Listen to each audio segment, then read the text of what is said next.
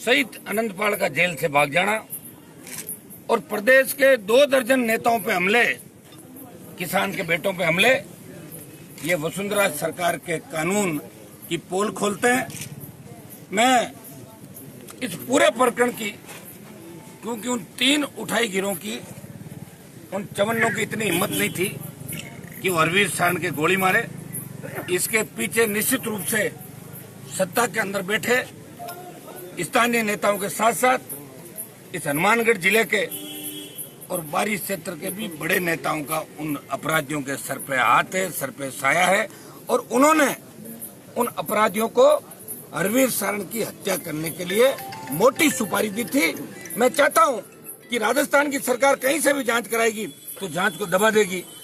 और ये बीकानेर का जो इलाका है, यहाँ आपके आईजी से बहुत बड़ी उम्मीद लोगों को थी, लेकिन जब मैंने आईजी को टेलीफोन किया दिन में इस गोलीकांड के 1 घंटे बाद, तो और भारतीय जनता पार्टी की जो मदद यहाँ का प्रशासन कर रहा है, पुलिस प्रशासन कर रहा है, वसुंधरा के तो डेरे राजस्थान से लद गए। ये मैं प्रशासन वालों को चेतावनी देता हूँ, ये तो जाती हुई सरकार है, इसके चक्कर के अंदर अपना नुकसान नहीं करे। आने वाला समय राजस्थान के अंदर हमारा है, इसलिए उस हिसाब से इस पूरे प्रकरण की उच्च स्तरीय जांच हो। एसओजी भी भ्रष्टाचार का अड्डा है, हम एसओजी से भी जांच नहीं चाहते। हम चाहते हैं कि पूरे मामले की सीबीआई जांच हो।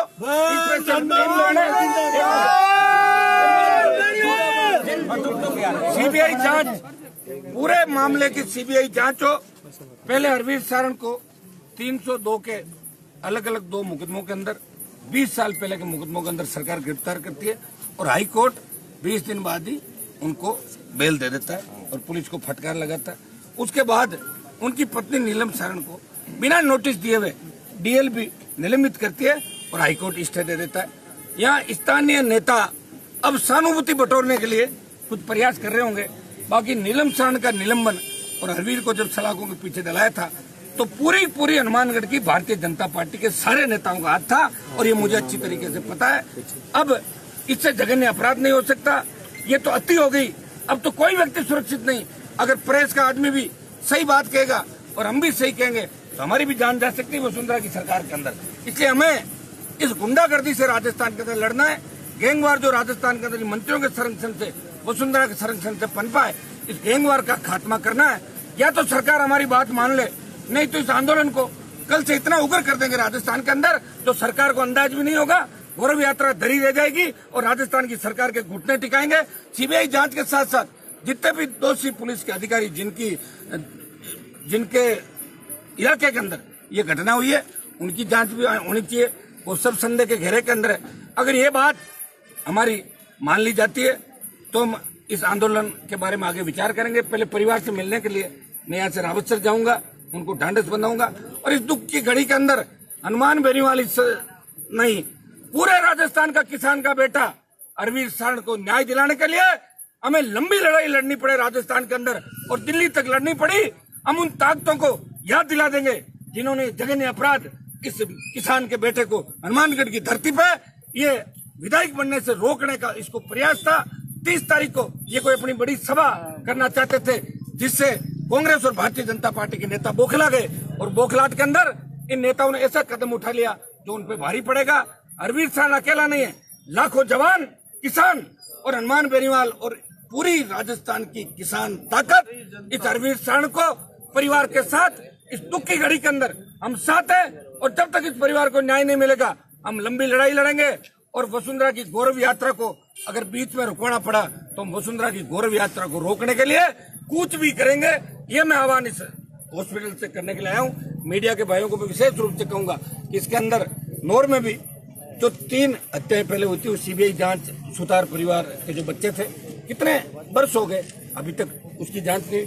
ऐसे राजस्थान के अंदर कई ब्लाइंड मर्डर होंगे जिनके पीछे अपराध कराने के बाद लोग उनको सरेंडर कर देते हैं। मुझे तो ये भी शंका है कि अभी पुलिस को मुझे लग रहा है कि हत्यारे सौंप दिए होंगे कि आप इनको पकड़ लो, हमारा नाम मत लेना, बचे दोगे। पुलिस आनंद फान में कह देगी कि मर्डर करने वालों को हमने पकड़ लिया, लेकिन हम इससे संतुष्ट नहीं होंगे।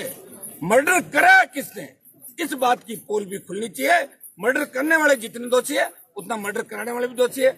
मैं यहाँ से पीड़ित परिवार से मिलने के लिए रावतसर जा रहा हूँ और वहाँ जैसी भी रणनीति होगी मुझे लग रहा है कल आर पार की लड़ाई हनुमानगढ़ के कलेक्ट्रेट या रावतसर के अंदर होगी, इसका ऐलान हम कर देंगे। अभी जब तक परिवार के लोग सौ नहीं लेंगे तब तक उनकी मांगे नहीं मानी जाएगी। बाकी परिवार और यहाँ की जो संघर्ष समिति बनी है ये जैसा निर्णय करेगी, हनुमान बेनीवाल उनके साथ है।